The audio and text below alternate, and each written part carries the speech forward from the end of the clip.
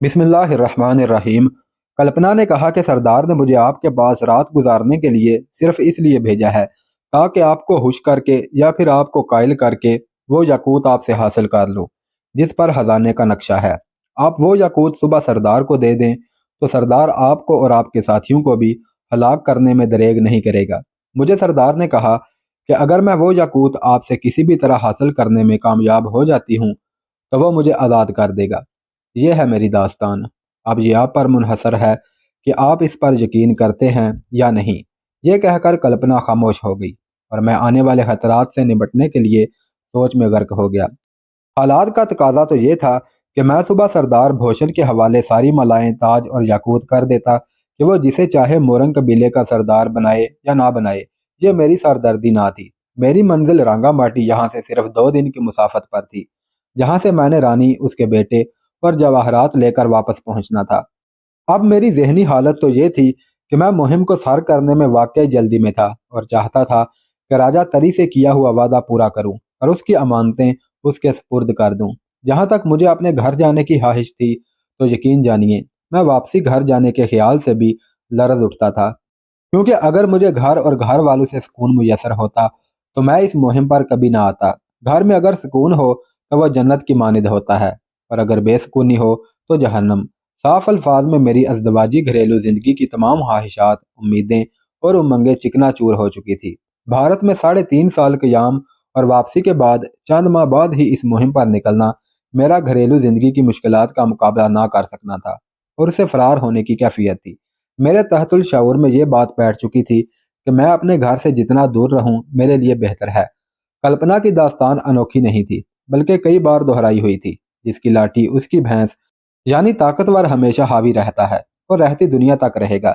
मैंने कल्पना से कहा कि वो बिस्तर पर जाकर सो जाए और सुबह सरदार भूषण से कहे कि उसने मुझे रजामंद कर लिया है कि तकूना याकूत सरदार के हवाले कर दूं। सुबह मैं अपने साथियों से मशवरा करके आइंदा के लाइहा अमल का फैसला करूंगा।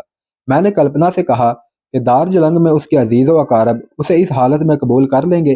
कल्पना ने कहा कि उसके पिता की मलकियत एक कोठी और एक चाय का कारखाना है और चाय के 6 खेत हैं और अब वही उन सब की मालिक है।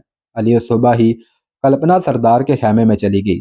दिन चढ़े मैं खेमे से बाहर निकला और नाश्ते वगैरह से फारिग होकर कैसर और उसके साथियों को रात वाला वाकया सुनाया। सब ने यही कहा कि अगरचे हमारी असल मुहिम में मग सरदार से दो दो हाथ करना खारिज ना हो तो हमें ना सिर्फ कल्पना की मदद करनी चाहिए बल्कि सरदार भूषण का तकूना याकूत भी हासिल करके खजाने की तलाश करनी चाहिए।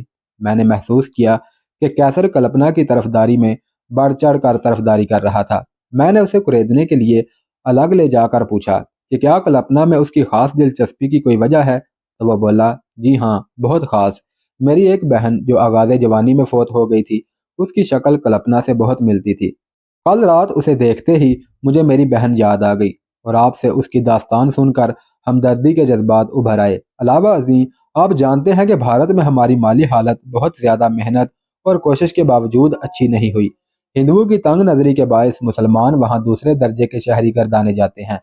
सरकारी मुलाजमतों के दरवाजे हम पर बंद हैं। हमें फौज में भर्ती करने से भी भारतीय हुकूमत कतराती है और शाज़ो नाज़र ही किसी मुसलमान को भारतीय फौज में कमीशन दिया जाता है। गैराज की हालत अगरचे पहले से बेहतर है, लेकिन उन तमाम लड़कों के अखराजात बड़ी मुश्किल से पूरे होते हैं। मैंने उन लड़कों को इस मुहिम पर आने से पहले ही बता दिया था कि जिस मुहिम पर हम जा रहे हैं उसमें हमारी जानें भी जा सकती हैं और आप हमें इस प्राइवेट मुहिम का खर्चा भी देंगे। पैसों के लालच में ही ये सब मेरे साथ आए हैं। अगर ये खजाना भी मिल जाए तो यकीनन आप उसमें से उन लोगों को भी हिस्सा देंगे। इसीलिए मेरी ज़ाती राय ये है कि हमें खजाने के हसूल की कोशिश ज़रूर करनी चाहिए। मैं खुद भी चाहता हूँ कि जहाँ हम असल मुहिम के लिए इतना कुछ कर रहे हैं वहाँ हमें खजाने के हसूल के लिए भी कोशिश करनी चाहिए, ताकि हमारे जहन मुहिम के लिए फ्रेश हो सके। खजाने के हसूल के बाद हमारी माली मुश्किल हल हो जाएगी तो हम पूरी दिल जमी के साथ बाकी मुहिम सर कर लेंगे। दोपहर के तकरीबन 12 बजे सरदार ने मुझे अपने खेमे में बुलाया और मालाओं, ताज और याकूत का जिक्र छेड़ दिया कि अब मोरंग सरदार का चुनाव हो जाना चाहिए। कल्पना ने उसे मेरे मुतल्लिक इतना कुछ यकीन दिला दिया था कि अब वो याकूत का हसूल बिल्कुल आसान समझ रहा था। सरदार ने मुझसे बेतकल्फ़ी का मुजाहरा करते हुए पूछा कि गुज़िश्ता रात मेरा भेजा हुआ तोहफा तुम्हें पसंद आया? میں نے بھی ہنستے ہوئے کہا کہ بہت ہی اعلیٰ اور تعاون کرنے والا تھا، اور آپ سے ریکویسٹ کرتا ہوں کہ آج رات پھر اسی تحفے سے لطف اندوز ہونے کا موقع فراہم کریں۔ سردار کھل کھلا کر ہنس پڑا اور بولا، ضرور، ہم اپنے کسی مہمان کی خواہش رد نہیں کرتے۔ میں نے سردار سے کہا کہ میرے ساتھیوں نے کہا کہ ہمارے ساتھ صرف 6 مورنگ یہاں آئے ہیں، اور ہمیں یہ علم نہیں کہ قبیلے میں ان کی کیا حیثیت ہے، اس لیے سردار کے انتخاب کے لیے آپ مورنگ قبیلے کے زیادہ سے زیادہ افراد کو یہاں پر بلائیں تاکہ سب کے سامنے سردار کا چناؤ ہو، تاکہ کسی کو بھی اعتراض کا موقع نہ ملے۔ یہ سن کر سردار کی خوش دلی اور مسکراہٹ یکدم غائب ہو گئی۔ میں نے کہا، سردار کے چناؤ کا حق تو مجھے ان مورگوں نے دیا ہے، اور سردار بھی مورنگ قبیلے سے ہی ہوگا۔ کل تک ایک غیر ملکی عورت ان کی سردار تھی۔ مورنگ قبیلے کے رواج کے مطابق جس کے پاس تاج اور تکونہ یاقوت ہوگا وہی قبیلے کا سردار ہوگا، اور چونکہ اب یہ دونوں چیزیں میرے پاس ہیں، اس لیے اصولاً میں ہی اس وقت مورنگ قبیلے کا سردار ہوں، اور میں چاہتا ہوں کہ نئے سردار کے چناؤ کو فی الوقت ملتوی کر دیا جائے۔ میں نے کہا کہ میں تمہیں یقین دلاتا ہوں کہ مجھے سردار بننے کا کوئی شوق نہیں ہے، اور کلپنا نے تو مجھے اس حد تک مطمئن کر دیا ہے کہ میں خود جلد از جلد اس ذمہ داری سے دستبردار ہو جانا چاہتا ہوں، لیکن اپنے ساتھیوں کی بات ماننا بھی میرے لیے ضروری ہے۔ میرا جواب سن کر بھوشن کچھ دیر تو خاموش رہا، اور پھر تحکمانہ لہجے میں بولا، وہ یاقوت اور تاج اس وقت کہاں ہیں؟ میں نے کہا، بہت محفوظ جگہ پر ہے، اور آپ کو اس کو حاصل کرنے کے لیے 5-6 ہزار افراد کی قربانی دینی پڑے گی۔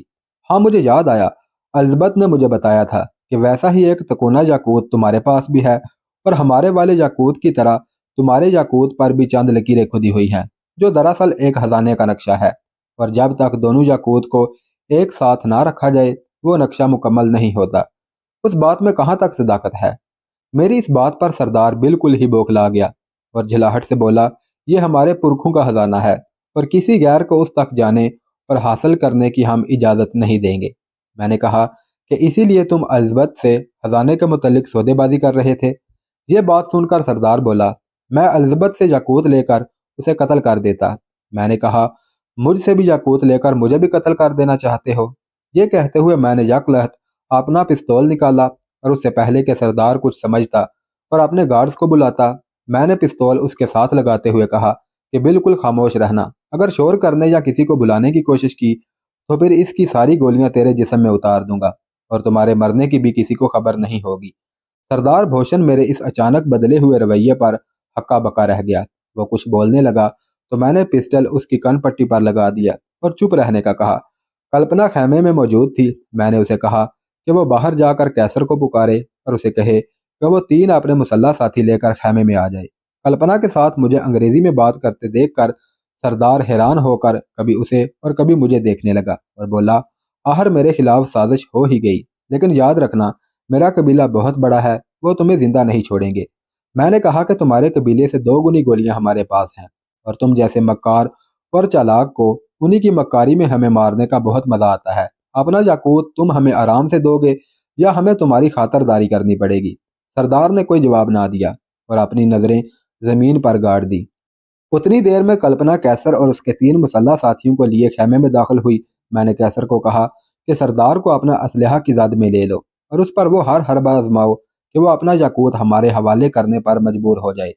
اس کی کوئی ضرورت نہیں، کلپنا بولی، مجھے معلوم ہے کہ یاقوت کہاں رکھا ہوا ہے۔ یہ ایک فطری عمل تھا کہ ہم سب کلپنا کی طرف متوجہ ہو گئے اور سردار سے غافل۔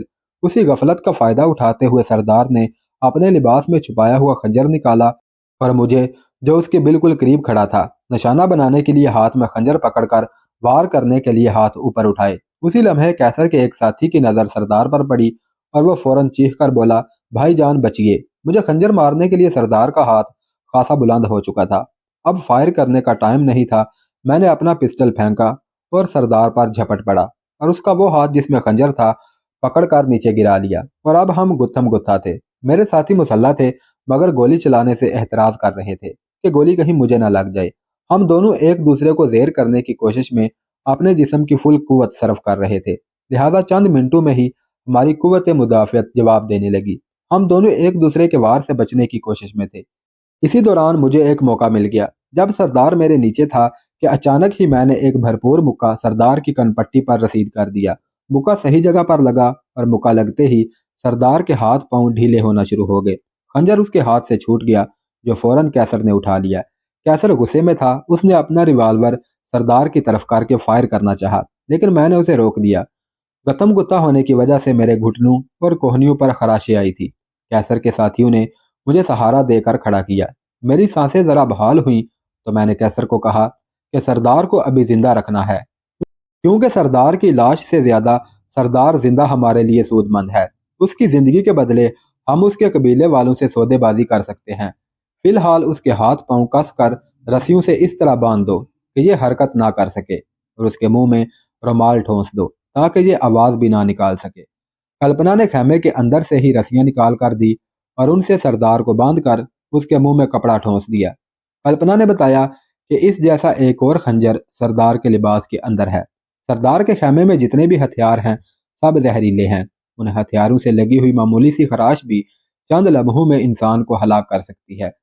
सरदार से धींगा मुश्ती के दौरान सरदार का खंजर कई बार मेरे चेहरे और जिस्म से महज 1 इंच की दूरी पर रहा। अगर लग जाता तो फिर मैं गया था, मगर यह सब अल्लाह पाक की मदद थी जो मैं बच गया। हजरत अली रजी अल्लाह तआला अन्हु का कौल है कि मौत खुद जिंदगी की मुहाफिज है, और उस बात के मेरी जिंदगी में कई बार मौके आ चुके थे। मेरा ईमान मुस्तहकम था कि लिखे हुए वक्त से पहले मौत नहीं आ सकती। खेमे में पड़े एक बड़े संदूक में से कल्पना ने एक डब्बा निकाला, जिसमें चंद जवाहरात के साथ तकूना याकूत, चंद सोने की अंगूठियां, कांटे, बालियां और एक हार के अलावा कागजात का एक पलंदा भी था। कल्पना ने बताया कि बालियां उसकी हैं और कांटे, अंगूठियां और हार उसकी वालदा की हैं। कागज और कलम उसके पिता के हैं और कागजात पर वो सब लिखा हुआ है जो मेरे पिता खजाने की तलाश के दौरान तजजिया किया था। मैंने ये सब चीजें अपने कब्जे में की। उतनी देर में कैसर ने साथियों समेत खैमे में से खंजर, तीर, तलवार इकट्ठे करके मेरे सामने ढेर कर दिए। ये हथियार जहर से बुझे हुए थे। उतनी देर में सरदार पूरी तरह होश में आ चुका था। खुद को रस्सियों से ला हासिल सही के बाद वो हमारी एक एक हरकत को देख रहा था। जब कैसर ने उसके लिबास में छुपाया हुआ दूसरा खंजर निकालना चाहा तो सरदार के मुंह में रुमाल जो वैसे ही फंसाया हुआ था उसने अपने मुंह से जुबान के जोर से निकाला और कैसर पर थूक दिया। कैसर जो पहले ही गुस्से में था उसने सरदार को इतनी ठोकरें मारी और मुक्के मारे कि सरदार अधमरा हो गया। बड़ी मुश्किल से उसके साथियों ने उसे रोका। उधर कल्पना मुझे बता रही थी कि असल रानी तो अपने खेमे में है। यहाँ के रिवाज के मुताबिक जब तक सरदार ना बुलाए वो या असल रानी खेमे में दाखिल नहीं हो सकती। मेरी पोजीशन तो महज एक रखेल की थी। असल रानी सरदार के मुशीर की बेटी है। जब तक उन दोनों को भी काबू ना किया गया कबीले से निकलना और जान बचाना बहुत मुश्किल है।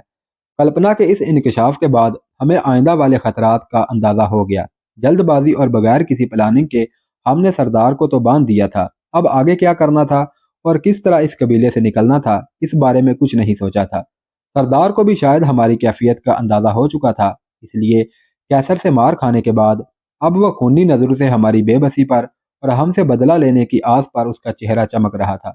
अब सरदार के मुंह में रुमाल अच्छी तरह ठोंस कर उसे मजबूती से बांध दिया। हम इस हालत में खैमे में ज्यादा देर तक नहीं रह सकते थे और जरा सा भी शक गुजरने पर उसके गार्ड आ सकते थे। मैंने कैसर और उसके साथियों से मशवरा करके फैसला किया कि कैसर और नंबर 2 के तमाम साथियों को खैमे में बुलाकर तमाम सूरत हाल से आगाह किया जाए। खच्चरों पर सामान लाद कर उन्हें खैमे में लाया जाए और यह खैमा हमारे लिए कला की मानद हो जाए। यहाँ से ज़रूरत पड़ने पर हम इकट्ठे दुश्मन से मुकाबला करने के लिए निकल सकें। रानी के खैमे में कैसर के 3 साथी जाएं और उसे उठाकर यहाँ ले आएं। रानी के जरिए उसके बाप यानी मुशीर को यहाँ बुला लिया जाए और उसे और रानी को हलाक करने की धमकी देकर कहा जाए कि हमें कबीले से सही सलामत निकल जाने का मौका दिया जाए। सरदार, रानी, मुशीर और कल्पना को हम यरगमाल बनाकर हमरा ले जाएं। कल्पना हमारे साथ चिकमा कबीले तक जाएगी और सरदार, रानी और मुशीर को हम ऐसी जगह छोड़ देंगे जहां हमारे लिए खतरे का बायस ना बन सके।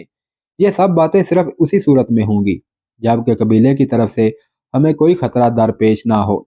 दूसरी सूरत में हर सवाल का जवाब गोली से दिया जाएगा। ये फैसला करने के बाद कैसर अपने साथियों और नंबर 2 के साथियों को लेने चला गया और कल्पना कैसर के साथियों को रानी के खैमे में ले गई, जो रानी को उठाकर सरदार के खैमे में ले आए।